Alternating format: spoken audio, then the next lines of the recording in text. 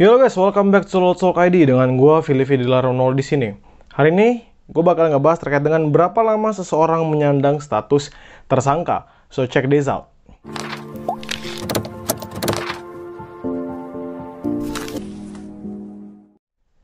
Jadi terkait materi malam ini gue ambil dari Hukum Online. Thank you banget, memang Hukum Online ini menjadi salah satu platform di mana gue bisa mendapatkan seluruh akses terkait dengan pertanyaan-pertanyaan yang berkaitan dengan pidana, perdata, ketenagakerjaan, dan lain sebagainya. Dan menurut gue, Hukum Online merupakan satu-satunya, ya bisa dibilang salah satu website yang sangat amat berguna bagi mahasiswa hukum. Oleh karena itu, langsung saja gue jelaskan ya.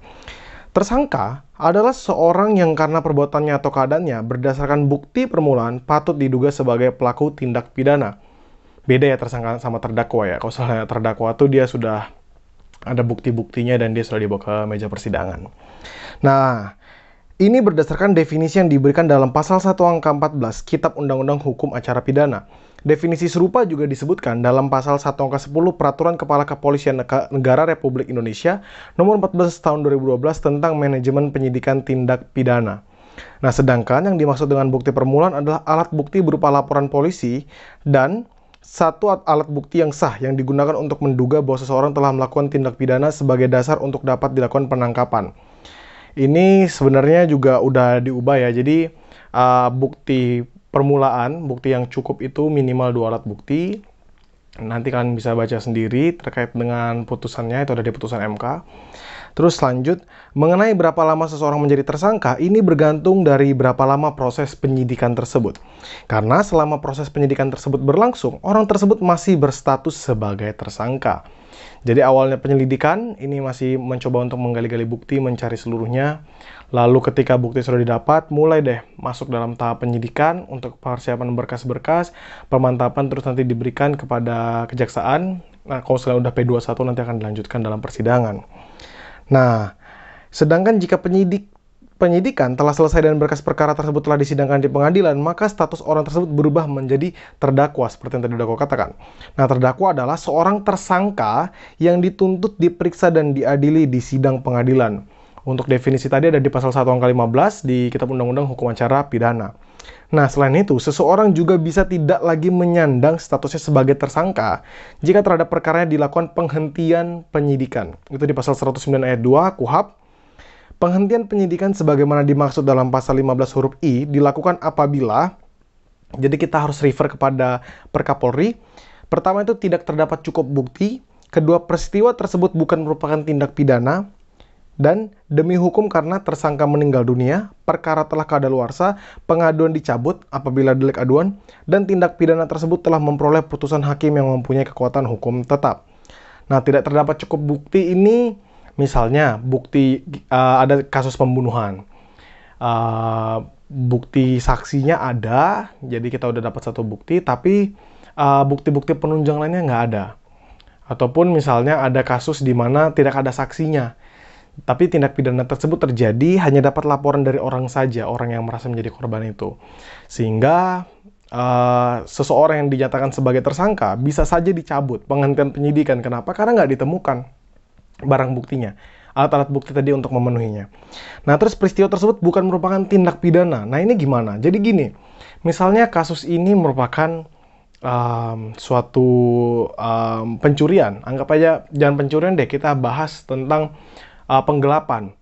Nah, di penggelapan ini ternyata ketika punya usut kita ketemu buktinya, ternyata yang jadi masalah adalah bukan dari tindakan pihak tersebut menjadi suatu penggelapan, melainkan ternyata ada dalam klausul perjanjian. Misalnya ada perjanjian kreditor-debitor, dan di dalam klausulnya itu memang tidak boleh mengalihkan misalnya aset ataupun uang kepada pihak lain, dan ternyata diketahui memang ada pengalihan seperti itu sehingga dikenakan pasal penggelapan. Sebenarnya hal tersebut memang bisa disebut sebagai penggelapan, tapi ternyata unsur-unsurnya tidak memenuhi dan lebih memenuhi kepada unsur-unsur wan prestasi. Misalnya dia tidak melaksanakan apa yang seharusnya dia laksanakan, atau dia melaksanakan suatu hal yang seharusnya tidak boleh dilaksanakan. Jadi memang unsur tadi itu bukan merupakan tindak pidana. Atau misalnya penggunaan narkoba atau obat-obatan terlarang lainnya lah, tapi ternyata tidak diatur dalam undang-undang.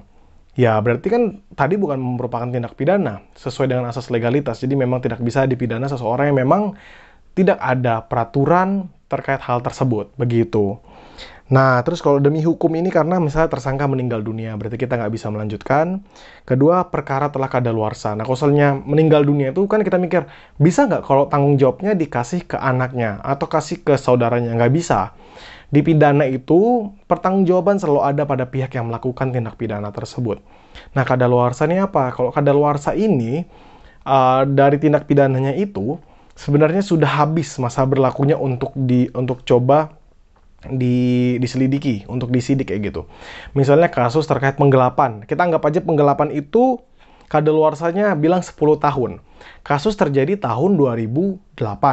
Sekarang 2020 dan kasus ini ingin dibawa mengenai kasus tahun 2008 itu.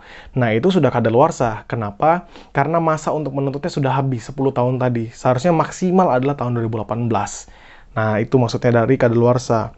Nah, terus pengaduan dicabut. Nah, ini nih kasusnya yang kayak kemarin. Kita ngelihat Ferdian FP, kita sebutnya FP aja. Salah seorang individu yang melaksanakan prank-prank, dan itu beliau terkenal banget, viral dia. Dan kita melihat kenapa dia malah dibebaskan atau bagaimana. Ternyata usut punya usut, pencemaran nama baik, tindak pidana pencemaran nama baik yang dilayangkan oleh korban dicabut oleh mereka. Dan itu emang bisa, karena itu delik aduan. Delik aduan itu jika memang seseorang tersebut ingin mencabut, tidak masalah pelecehan seksual, pencemaran nama baik, pemfitnahan, penistaan, itu bisa dicabut oleh orang yang merasa dirugikan. Begitu, itu delik aduan. Beda kaitannya kalau ternyata hal itu adalah delik biasa, misalnya pencurian, terus akhirnya dia balikin barang. Ya kita ngerasa, oh ya udah cabut aja laporannya, toh dia udah balikin barang. Nggak bisa, karena delik biasa tetap akan diprosecute oleh pihak yang berwajib, begitu. Nah, terus tindak pidana tersebut telah memperoleh putusan hakim yang mempunyai kekuatan hukum tetap. Jadi udah ingkrah. Terus diajukan kembali, itu nggak bisa. Itu nanti jatuhnya nebis in idem. Begitu. Dalam hal dilakukan penghentian penyidikan, penyidik wajib mengirimkan surat pemberitahuan penghentian penyidikan kepada pelapor, JPU, dan tersangka atau penasihat hukumnya. Itu ada di pasal 76 ayat 3 Perkapolri 14 tahun 2012. Sebagai referensi mengenai penghentian penyidikan, kita setidaknya bisa loh nanti belajar mengenai bisa nggak sih SP3 tuh dikasih 2 kali atau gimana sih tata cara SP3, tapi itu bahasnya ntaran aja. Nah, kemudian apakah mengenai dapat dilakukan pra-peradilan atas status seseorang sebagai tersangka, maka kita perlu melihat apa saja yang dapat dimintakan pra-peradilan. Kenapa sih pentingnya pra-peradilan ini? Ya, bisa aja kita ngerasa seharusnya kita nggak sebagai tersangka dan kita minta hak-hak kita, baik itu kita dibebaskan atau direhabilitasi, minta ganti rugi, dan lain sebagainya. Nah, berdasarkan pasal 1 angka 10 dan pasal 77 KUHP, pra-peradilan adalah wewenang pengadilan negeri untuk memeriksa dan memutus menurut cara yang diatur dalam KUHP tentang sah atau tidaknya suatu penangkapan dan atau penahanan atas permintaan tersangka atau keluarganya atau pihak lain atas kuasa tersangka. Jadi misalnya lo datang, lo jalan, tiba-tiba lo ditangkap tanpa adanya surat-surat, secara sewenang-wenang lo ditangkap tanpa kejelasan, lo bisa minta pra-peradilan. Kenapa? Karena memang harusnya ada prosedur yang dilakukan oleh aparat berwenang untuk bisa menangkap, untuk bisa melakukan tindakan-tindakan seperti itu. Dan jika memang tidak sah, maka kita bisa meminta pra-peradilan. Lalu sah atau tidaknya penghentian penyidikan atau penghentian penuntutan atas permintaan demi tegaknya hukum dan keadilan. Lalu permintaan ganti kerugian atau rehabilitasi oleh tersangka atau keluarganya atau pihak lain atas kuasanya yang perkaranya tidak diajukan pengadilan. Jadi misalnya gue tadi dijadikan tersangka, amit-amit ya, amit-amit. Dan ternyata gue bukan tersangkanya misalnya gitu. Nah, gue boleh tuh minta ke pengadilan untuk dikasih ganti kerugian atau rehabilitasi. Jadi ya intinya kita dikasih kesempatan loh untuk misalnya memperbaiki nama kita atau bisa membuat kita tenang terlebih dahulu dan lain sebagainya.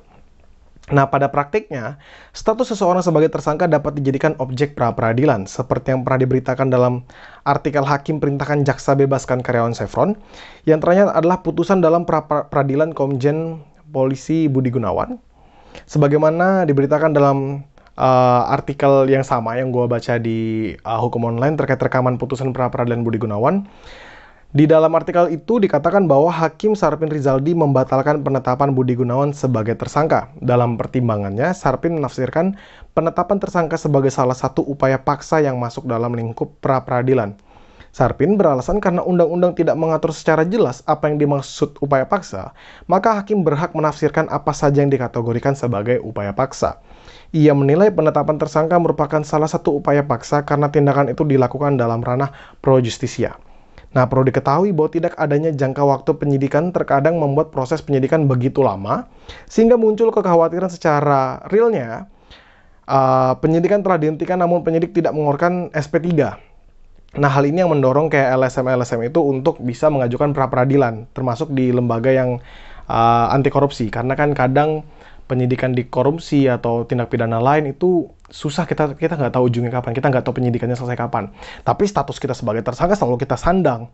Nah, makanya kita mengajukan objek pra-peradilan tadi.